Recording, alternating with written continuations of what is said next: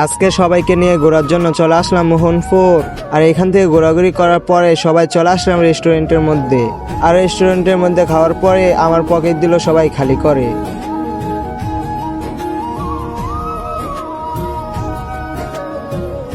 আসসালামু আলাইকুম, hey guys, আপনারা সবাই কেমন আছেন? তো আশা করি আলহামদুলিল্লাহ আপনারা সবাই অনেক অনেক ভালো আছেন। তো আজকে ফ্যামিলির সবাইকে নিয়ে চলে আসলাম মোহনপুর ঘোরার জন্য। তো এই জায়গার মধ্যে আসার পরে আমরা কি কি করলাম তো সবকিছুই আপনারা এই ভিডিওর মধ্যে দেখতে পারবেন। তো মোহনপুর আসার পরে সর্বপ্রথম আমরা নদীর পাড়ের মধ্যে চলে আসি। তো এই জায়গার মধ্যে আসার পরে দেখতেছি যে অনেক অনেক ভালো লাগতেছে, কারণ নদীর পাশে এত সুন্দর বাতাস ছিল যা কিনা ভাই বলার বাহিরে। আর নদীর মধ্যে দেখেন যে কত সুন্দর সুন্দর ট্রলার এবং কি জাহাজ, তো এগুলো দেখতে কিন্তু খুবই ভালো লাগে। তো এই জায়গা থেকে আমরা কিছুক্ষণ ঘোরাফেরা করার পরে সোজা চলে আসি দোলনা খাওয়ার জন্য। তো এই জায়গার মধ্যে আসার পরে শুনতেছি যে কারেন্ট নেই, তো সেই জন্য ওরা বিলে দোলনা চালু করতে পারবে না। তো সেই জন্য আমরা নিজেরাই দোলনার মধ্যে উঠে দুষ্টামি করা শুরু করে দিই। তো শুধু আমি না, আমার সাথে আমার খালাতো ভাই দুষ্টামি করা শুরু করে দিয়েছে আমার সাথে। তারপর আমরা কিছুক্ষণ দুষ্টামি করার পরে সেখান থেকে নেমে পড়ি। নেমে পড়ার সাথে সাথে আমরা আবার চলে আসি গাড়ির মধ্যে ওঠার জন্য। এদিকে আসার পরে দেখতেছি যে এটা গাড়ি না, এটা হচ্ছে একটা গুলসাপটাকে গাড়ি বানিয়েছে।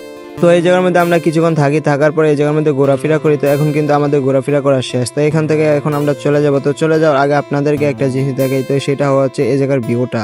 তো এই জায়গার ভিউটা দেখতে কিন্তু খুবই ভালো লাগতেছে। তো আপনারা যারা এখনো এই পর্যন্ত এই জায়গার মধ্যে আসেন নাই, তো অবশ্যই একবার হলেও এসে দেখে যাবেন। আশা করি আপনাদের কাছে অনেক অনেক ভালো লাগবে।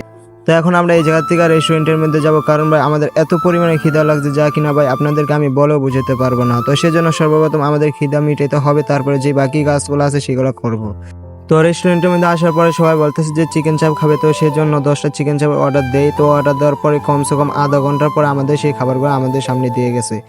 আর এইদিকে খাবার দিতে দেরি আছে, কিন্তু ওদের খাইতে কোনো দেরি নাই। আর দেখো আমাকে ফালে ওরা কিভাবে খানা শুরু করে দিয়েছে। তো তোমরা আবার এই কাজটা কি ওদের ঠিক হয়েছে নাকি বেটি হয়েছে, তো অবশ্যই কমেন্ট বক্সের মধ্যে বলে যাবা। তো হ্যালো বন্ধু, কিছুক্ষণ পর আমিও খাইতে বসে পড়লাম। আর কি বলবো যে খাবারটা কিন্তু খুবই ভালো ছিল।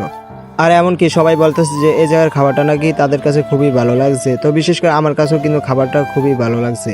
তারপর আমরা সবাই এই জায়গা থেকে খানা কমপ্লিট করার পরে সবাই এখন বলতেছে যে আমার নাকি বিল দেওয়া লাগবে। তো ভাই এই কথাটা শুনে কিন্তু মাথার মধ্যে পুরো একটা ছক্কন দিছে, কারণ আমার কাছে না একটা, তো এখন আমি এত বিল কোথায় থেকে দিব।